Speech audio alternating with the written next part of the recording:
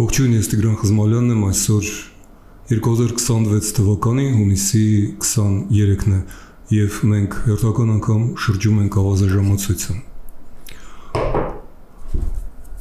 Հազարամյակներով մարդկանց առևտուրը,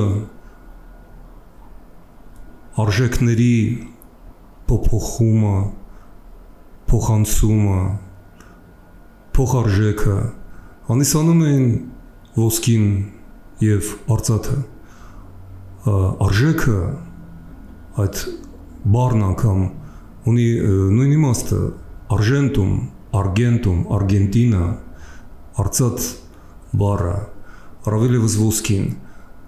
Մինչև 20-րդ դարի կեսը դա էր միջազգային փոխադրամի հիմքը։ Թեև առաջին և երկրորդ համաշխարհային պատերազմները արդեն ունեին այլ նպատակ և այլ արժեքով էր լցվում համաշխարհային առևտուրը, այդ երկրորդը ոսկին փոխարինելու արժեքը դարձավ նավթը։ Մեկը չի փոխարինում մյուսին ամբողջությամբ, ոսկին մնում է հավելյալ փոխադրամիջոց և փոխարժեք, ես նկատի ունեմ փողերի փոխադրամիջոց, փողադրամիջոց։ Նավթը այս օրերին ավարտում է իր մեկ դարվա ոդիսականը և Հորմուզի նեղուցի պատերազմը, Ամերիկայի-իրանական պատերազմի հանգուցալուծումը գալիս է հենց նրանից, որ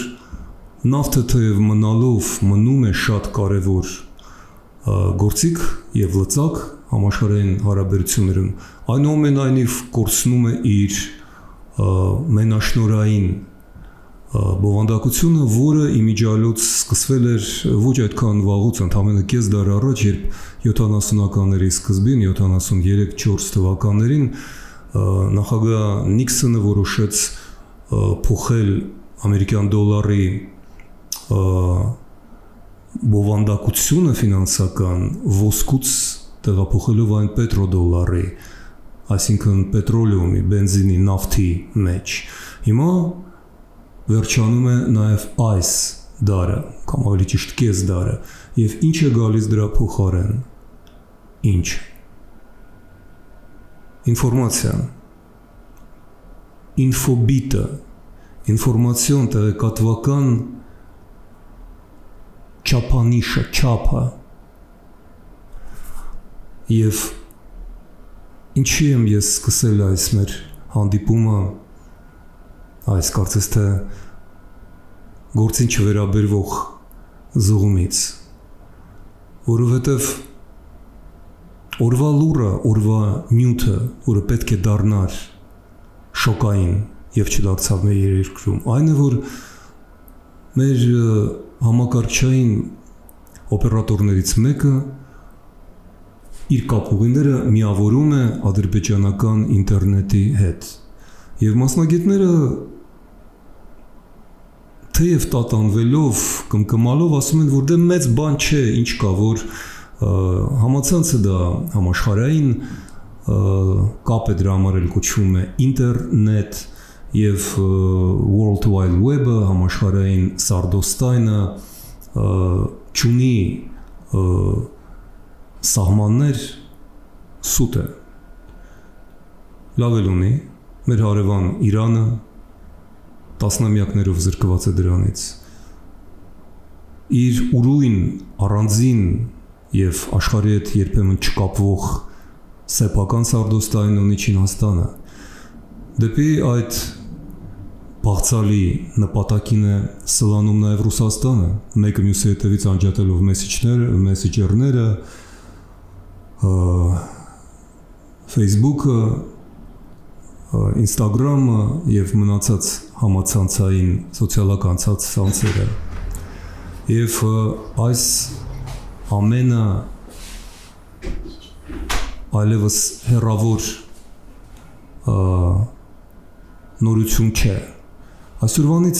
սա վերաբերվում է մեզ ուղիղ, որովհետև Հայաստանի կապուղիները այսուհետ կապված են լինելու մեր ռազմավարական թշնամու Ադրբեջանի, հետևաբար նաև Թուրքիայի, հետևաբար նաև Ռուսաստանի հետ ել ավելի քան երբևէ։ Եվ սա իմ կարծիքով աղետ է։ Ես Քավլիցի ծրագրավորող համացանցային մասնագետ, փորձագետ չեմ։ Եվ մյուս կողմից ես չեմ պատրաստվում բարոյական խրատներ տալ կառավարությանը կամ հասարակությանը, առավելևս որ հասարակությունը պատրաստվում էր այս վերջին կարծես թե արարին, իշխանությունը հմտորեն կուտ էր տալիս հայ ժողովրդին, մի քիչ բենզին առաքելով Ադրբեջանից, մի քիչ կուտ, մի քիչ անասնակեր, եւ այսպես էին կուտ տալով սովորեցնում հանրությանը, որ դե հա ինչ կա, որ ադրբեջանական է։ Արցախ ժամանակին շրջափակման դեռ առաջի պատերազմի 1990 թվականի շրջափակման ժամանակ Բաքվից սնունդ էին ուղարկում եւ մասնավորապես հավկիթներ։ Եվ արցախցիները հրաժարվում են այդ հավկիթից, հավի ձվից եւ Մոսկվայից ուղարկված Պաշտոնյա Արկադի Վոլսկին ջղայնացավ մի օր ասեց, վերջը ինչ է եղել, որ ադրբեջանական ձվեր չեն, չէ հավի ձվեր են։ Հիմա մեզ փաստորեն երևանցիներ, մեր երևանցի կամ իջևանցի կամ չգիտեմ ինչացու իշխանիկները նույնն են ասում, նույնն են մեզ համոզում։ Բայց եթե 1920-21 թվականներին Բաքուն Արցախը եւ Նախիջևանը ստացավ Մոսկվայից սպառնալով անջատել կերոսինը, չտալ նավթ։ Հենց այդպես էր Լենինը գրել Օրջոնիկիցին, տվեք Կովկասյան թաթարներին այն ինչ ուզում են, թե չէ Բաքուն կանջատի մեզ կերոսինից։ Ապա հիմա նոր կերոսինը, նոր նավթը, դա համացանցն է, ինտերնետն է, որովհետև այդ տեղեկատվական ոլորտում է գտնվում այսօր ազգի պետության եւ ներուժը, եւ հզորությունը, եւ հետեւաբար թուլությունը։ Այնչու այդքան վտանգավոր է այս մասնավոր գործարքը եւ բոլորովին այդքան անմեղ չէ, որքան մեզ փորձում են բացատրել։ Ձեր բանկային հաշիվները, ձեր կենսագրությունը, առողջության, ֆինանսական, կենսագրական բոլոր տվյալները այսուհետ ոչ թե հակերներին հասանելի են, այլ Ադրբեջանի հատուկ ծառայություններին, Թուրքիայի հատուկ ծառայություններին, կամ նրանց, ում այդ հատուկ ծառայությունները կորոշեն փոխանցել դա։ Սա մեր անվտանգության գլխավոր երաշխիքներ։ Եվ այդ երաշխիքը իշխանությունները վեր ընտրված որպես առաջին իսկ վարձատրություն շտապում են փոխանցել Բաքվին։ Դեռ անկլավներից էլ շուտ։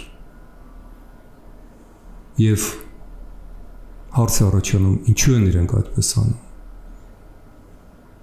Ես չեմ ընդունում տեխնոլոգիական անվտանգության բացատրությունները, որ թե գիտեք բոլորն էլ այդպես անում են, ոչ, բոլորը չեն անում այդպես։ Կասպերսկու հակավիրուսային ծրագիրը, որը դեռ 10-15 տարի առաջ ամերիկյան համակարգիչների հետ վաճառվում էր ցանկացած ամերիկյան խանութում, արգելված է, որովհետև այն վարակված է ի սկզբանե ռուսական KGB-ի կողմից, որովհետև Կասպերսկին, ինչպես բացահայտվեց երիտասարդ տարիներից, չեկիստ էր։ Չինական ցանկացած փոքրիկ իսկ մանրուկ մի պտուտակ, որը գտնվում է որևէ արևմտյան համակարգչում, վտանգ է ամբողջ համակարգի համար, որովհետև կապուղի է ստեղծում Չինաստանի, հետևաբար արևմուտքի գլխավոր հակառակորդի համար առավելություն ստեղծելով։ Մենք ինքներս ենք դա տալիս, ոչ թե մենք, իշխանությունները մեր փոխարեն, մեր երեխաների անվտանգությունը, մեր երկրի, մեր ապագայի, որովհետև վառելիք, սնունդ, անասնակեր կարելի է մի օր բերել քարոզչական գործարքի շրջանակներում, հաջորդ օրը մերժել դա բերել ուրիշ տեղից, իսկ համացանցը դու չես կարող հանես եւ տեղափոխես ուրիշ մի տեղ։ Միթե Ադրբեջանից պետք է մենք ստանայինք այդ կապուղին, այլ ոչ թե Եվրոպայից, Վրաստանի միջոցով։ Ինչ եք անում դուք։ Ինչի համար եք դուք դա անում։ Ես գիտեմ պատասխանը։ Ես կուզեի սխալվել, բայց իմ կարծիքով սա արվում է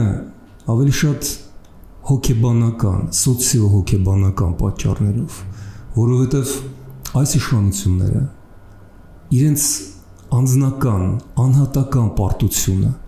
թուլությունը, թուլամորթությունը, մորթապաշտությունը, ստրկամտությունը փորձում են լղոզել եւ այն արյունը, որն ընկել է իրենց վրա, որից չեն կարող լվացվել, իրենք շտապում են այդ արյունով մրոտել բոլորին, ասելով, որ դուք էլ եք կերել այդ հացը, ձեր վրա էլ կա այդ արյունը,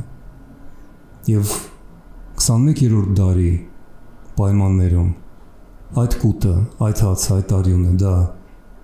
համացանցն է։ Այդպես որ ես շատ կուզեի սխալվել։ Ցավոք սրտի վերջերս ես դա հաճախ եմ ասում, բայց կարծում եմ, որ ես ճիշտ եմ։ Եվ այն ինչ կատարվում է հիմա, դա հանցավոր սխալ է։ Առայժմ այսքանը։ Լավ շաբաթ ձեզ։